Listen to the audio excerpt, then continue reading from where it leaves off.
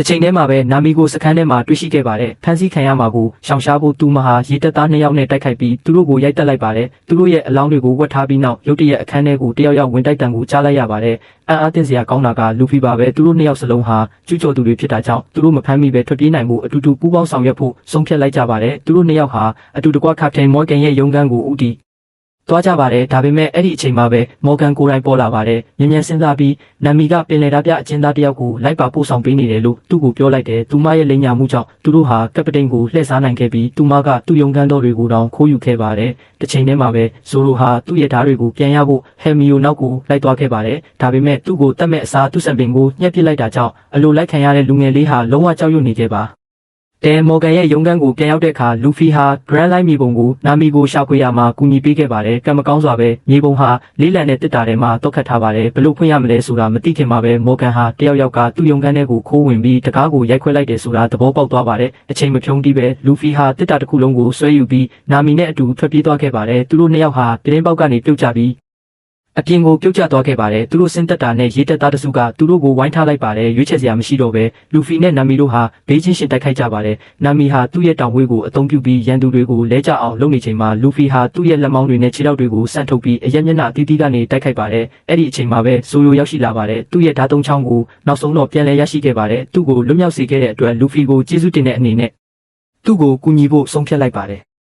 သူတို့3ယောက်အတူတူရေတက်သားတွေကိုအလွယ်တကူအနိုင်ယူနိုင်ခဲ့ကြတယ်ဒါပေမဲ့သူတို့စိတ်အေးလက်အေးနေနိုင်ခင်မှာပဲကပတိန်မော်ဂန်ကိုယ်တိုင်ပေါ်လာခဲ့တဲ့မော်ဂန်ဟာအလွန်အစွမ်းထက်တဲ့အတွက်လူဖီနဲ့ဆိုလိုတို့ဟာနာမီကတခြားရေတက်သားတွေကိုအလုရှုံနေအောင်လုပ်နေချိန်မှာအစီအစဉ်တစ်ခုကိုအမြန်ဆွဲလိုက်ပါတယ်ဆိုလိုကသူ့ရဲ့ဓာတ်သုံးချောင်းလုံးကိုဆွဲထုတ်ပြီးမော်ဂန်ကိုနေရာမှာတင်ဖမ်းမိအောင်လုပ်နိုင်ခဲ့ပါတယ်အဖွင့်ပိတ်ကိုအခွင့်ကောင်းယူပြီးလူဖီကသူ့ရဲ့ရောဘာခြေထောက်နဲ့အားကောင်းတဲ့ကန်ချက်နဲ့မော်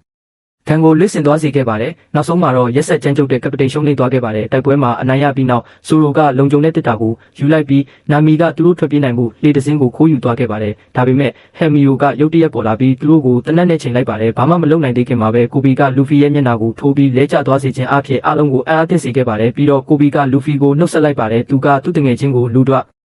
့ဘေးကိုကာကွယ်ဖို့အိမ်မက်ကိုအကောင့်ထဲပေါ်နိုင်ဖို့ရေတက်မှာဆက်နေပြီးရေတက်ထဲဝင်ချင်တယ်လို့ပြောပါတယ်ဒီလိုနဲ့လူဖီဆိုလိုနဲ့နာမီတို့ဟာခီးတူတူဆက်သွားကြပါတယ်အဲ့ဒီညမှာလုံခြုံတဲ့တစ်တာကိုဖွင့်ဖို့နာရီပေါင်းများစွာကြိုးစားပြီးနောက်နာမီကနောက်ဆုံးမှာအောင်မြင်ခဲ့ပါတယ်အထဲမှာ Grand Line ကိုဥတီတဲ့အဖိုးတက်မြေပုံတစ်ခုပါရှိပါတယ်အရာအလုံးပြည့်စုံပုံရပေမဲ့ရုတ်တရက်အနီရောင်မီးခိုးတွေလှေပေါ်မှာပြည့်နှက်သွားပါတယ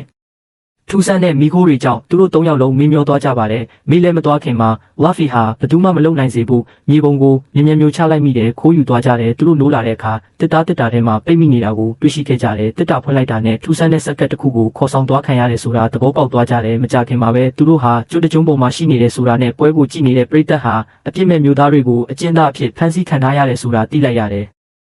မကြခင်မှာပဲစက်ကပ်ပိုင်ရှင်ပေါ်လာတဲ့ပင်လယ်ဓာတ်ပြဘက်ကီတကလောင်ပဲသူက Grand Line မြေပုံကိုလာပေါင်းများစွာရှာဖွေနေခဲ့တယ်ဆိုတာဖွင့်ဟခဲ့တယ်ဒါပေမဲ့အခုတော့ဒီလူငယ်3ယောက်ကြောင့်သူ့အတွက်စူးစမ်းအားထုတ်မှုအားလုံးပြီးမြောက်သွားပါပြီမြေပုံဘယ်မှာရှိလဲဆိုတာသူ့ကိုပြောပြဖို့ညှင်းဆန်တဲ့အတွက်ဘက်ကီကသူတို့ကိုခွဲထားပြီးတယောက်ချင်းစီကိုမေးမြန်းဖို့ဆုံးဖြတ်လိုက်တယ် Lafay ကပထမဆုံးသားကောင်ပါပိတ်မိနေတဲ့ပရိသတ်ရှိမှာဘက်ကီကသူ့လက်နဲ့ခြေထောက်တွေကိုချီနှောင်ပြီးမြေပုံဝက်ထားတဲ့နေရာကိုဖော်ထုတ်တဲ့အထိသူ့ကိုစန့်ထုတ်ဖို့စီစဉ်ထားတယ်ဒါပေမဲ့ဒါအလုံးမဖြစ်တဲ့အခါဘော့ဂီကသူ့စီစဉ်ကိုပြောင်းလိုက်တယ်သူကကောင်းလေးတစ်ယောက်ကိုထုတ်ပြီးသူ့ကိုနာကျင်အောင်လုပ်မယ်လို့ချင်းချောက်တဲ့လဖာကကလေးအနေနဲ့ကြားရောက်နေတာကိုမြင်တာနဲ့လွတ်မြောက်ပြီးဘော့ဂီကိုတိုက်ခိုက်တယ်ဒါပေမဲ့လူတိုင်းကအံ့အားသင့်စရာတစ်ခုကိုမြင်လိုက်ရတယ်ဘော့ဂီကလည်းမကောင်းဆိုးဝါးအသီးကိုစားလိုက်သေးတယ်ဒီအတွက်ကြောင့်သူ့ခန္ဓာကိုယ်ကိုအပိုင်းပိုင်းခွဲပြီးသူတို့ကိုလွတ်လပ်စွာထိန်းချုပ်ပါသူ့ရဲ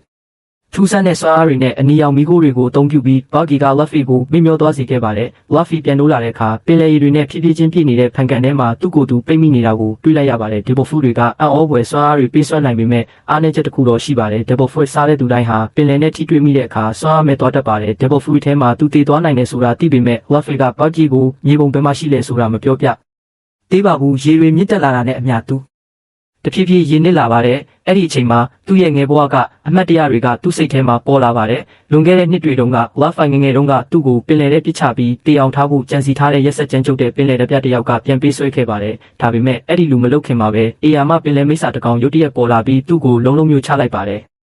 ကံမကောင်းစွာပဲမိစ္ဆာက Luffy အာယုံပြောင်းသွားပါတယ်။မျောလင့်ချက်အားလုံးပျောက်ဆုံးသွားပုံရတဲ့အချိန်မှာရှန်ခါကသူ့ကိုကယ်တင်ဖို့အပြေးလွှာရောက်လာပါတယ်။သူတို့နှစ်ယောက်ဟာလှိငယ်လေးတစ်စင်းနဲ့ထွက်ပြေးသွားကြပေမဲ့ပင်လယ်မိစ္ဆာကထပ်မံတိုက်ခိုက်ပြီးရှန်ခရဲ့ဘဲဘက်လက်ကိုကိုက်ဖြတ်လိုက်ပါတယ်။သူ့လက်မောင်းကိုဆုံးရှုံးပြီးနောက်မှာတောင်ရှန်ခကအဲ့ဒီတရဝါကိုတက်တက်ဆိုင်ကြည့်နေတယ်ဘလို့ပဲဖြစ်ဖြစ်မိစ္ဆာကခန်းစားလိုက်ရတဲ့ကြောက်လန့်ပြီးသမုတ်တရားတွေကိုပြန်ပြောက်ကွယ်သွားခဲ့တဲ့သူကြတောင်ရှက်လက်ပြတ်သွားတာကိုဝါဖီသဘောပေါက်သွားတဲ့အခါသူအရန်ဆိုးရွားစွာခံစားပြီးကိုအပြစ်တင်ခဲ့တဲ့ရက်အနေငယ်ကြားမှာရှက်နဲ့သူ့အဖွဲ့သားတွေဟာနောက်ထပ်စွန့်စားခန်းတစ်ခုအတွက်ထွက်ခွာဖို့ပြင်ဆင်ခဲ့ကြတဲ့နှုတ်ဆက်ခင်မှာရှန်ခကဝါဖီကိုသူ့ရဲ့အဖိုးတန်ကောက်ရိုးအုပ်ထုပ်ကိုပေးခဲ့တဲ့အဲ့ဒီအချိန်ကစပြီးအုပ်ထုပ်ဟာဝါဖီကဘာပေါ်မှာအဖိုးတန်ဆုံးအရာဖြစ်လာခဲ့တဲ့ပြစ္ဆုတ်ပံမှာဝါဖီဟာဖန်တိုင်းကီထဲမှာပိတ်မိနေချိန်ဇောရဟာဘွက်ကီရဲ့လူတစ်ယောက်ဖြစ်တဲ့ခက်ပဂျီကစစ်ဆေးမင်းမြန်ခံနေရတဲ့ဇောရောကနဲမကိုသူမရဲ့လောင်အိမ်ကနေလွတ်မြောက်ပြီးသူ့ကိုတိုက်ခိုက်နိုင်အောင်အလုရှုံနေစေခဲ့တယ်သူ့ကိုအနိုင်ယူပြီးနောက်နိုင်မိုက်ကဇောရောကိုလှုပ်ပေးလိုက်ပြီးနှစ်ယောက်သားဝက်ဖက်ကိုကယ်တင်မှုအပြေးလွှားသွားကြတယ်သူတို့ရဲ့တငယ်ချင်းအနေနဲ့ကြားရောက်နေတာကိုမြင်တော့နိုင်မိုက်ကသူမရဲ့တောင်ဝေးနဲ့ဖန်တိုင်ကီကိုရိုက်ခွဲလိုက်တဲ့ဝက်ဖက်က Grand Line မြေပုံကိုထုတ်လိုက်ပြီးနိုင်မိုက်ကမြင်မြန်ဖမ်းမိပေမဲ့ဘွက်ကီကသူ့ခန္ဓာကိုယ်ကိုပေါ်လုံးမျောနေတဲ့အပိုင်းအစတွေအဖြစ်ချက်ချင်းခွဲပြီးအရက်လေးမျက်နှာအာကနေတိုက်ခိုက်ကြတဲ့ဇောရောနဲ့နိုင်မီက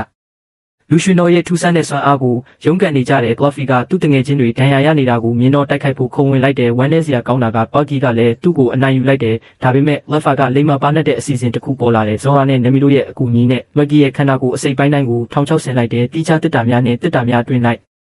အပိုင်းစားတိုင်းကိုတောက်ခတ်ပြီးသည်နှင့် Luffy သည်ဘာဂီကျန်ရှိနေသောအလောင်းကိုတဲထဲမှပစ်ချလိုက်ပြီးနောက်ဆုံးတွင်၃ယောက်သားသည့်လူရှင်တော်ကိုအနိုင်ယူပြီးမြေပုံကိုပြန်လည်ရရှိခဲ့သည့်ထွက်ခွာခြင်းမပြုမီဘာဂီပိတ်မိနေသောရွာသားအလုံးကိုလွတ်မြောက်စေခဲ့သည့်လူများသည့်ကယ်တင်ခံရသည့်အတွက်အလွန်ကျေးဇူးတင်ကြသည်ယခုမြေပုံကိုရရှိပြီးဖြစ်သောကြောင့်အဖွဲ့၏နောက်ထပ်ရည်မှန်းချက်မှာ Grand Line ဖြစ်သည့်သို့သောပထမဆုံးအနေဖြင့်ရင်းတို့သည်တင့်လျော်သောသင်္ဘောတစ်စင်းလိုအပ်သည့်ထို့ကြောင့်နှင့်တို့သည်ကက်ခတ်ကျိုးများသို့ခရီးထွက်ကြသည့်နာမည်သည်တင်မောခိုးယူရန်အကောင်းဆုံးအချိန်ကိုရှာဖွေရန်စိတ်ကန်းတဝိုက်ရှိလုံခြုံရေးကိုလေ့လာနေစဉ် Luffy သည်တင်မောချင်းတဝိုက်တွင်လှည့်လည်သွားလာပြီးသူချက်ချင်းချင်းမြတ်နိုးသွားသောတင်မောတစ်စင်းကိုတွေ့ရှိခဲ့သည့်ထိုနေရာတွင်သူသည် Usopp အမည်ရှိလူငယ်တဦးနှင့်တွေ့ဆုံခဲ့သည့် Usopp သည်တင်မောတန်ရှင်းရေးလုပ်ငန်းလုပ်ကင်တော်လဲစိတ်ကန်းရှိတင်မောအားလုံး၏ပိုင်ရှင်နှင့်ခင်မင်ရင်းနှီးသောမိတ်ဆွေများဖြစ်ကြောင်းဂုဏ်ယူစွာပြောဆိုသည်မကျအမီယူဆပ်ဒီအဖွဲ့ကိုအေယာမအင်ဂျီတစ်ခုသို့ခေါ်ဆောင်သွားသည်သို့သောသူတို့ရောက်ရှိသောအခါပတ်ဆာအမီရှိအစီကံတဦးသည်သူ့ကိုမြင်သောအခါစိတ်နှောက်ယှက်ဖြစ်နေပုံရသည်ကံကောင်းထောက်မစွာခဲရအမီရှိကျင်နာတတ်သောမိန်းကလေးငယ်တဦးပေါ်လာပြီးယူဆပ်နှင့်သူ့တငယ်ချင်းများကိုသူမနှင့်အတူမွေးနေ့ပွဲကျင်းပရန်ပျော်ရွှင်စွာဖိတ်ခေါ်သည်ခါရဲ့အိမ်တော်ထိန်ခွဲတော်ကလုံးဝမကျေနပ်ဘူးခဲရရဲ့မိဘတွေဆုံးပါသွားပြီးကတည်းကသူမရဲ့အုပ်ထိန်သူနဲ့သူမအယုံကြည်ရဆုံးလူဖြစ်လာခဲ့ပါတယ်ဒီကြံစီကို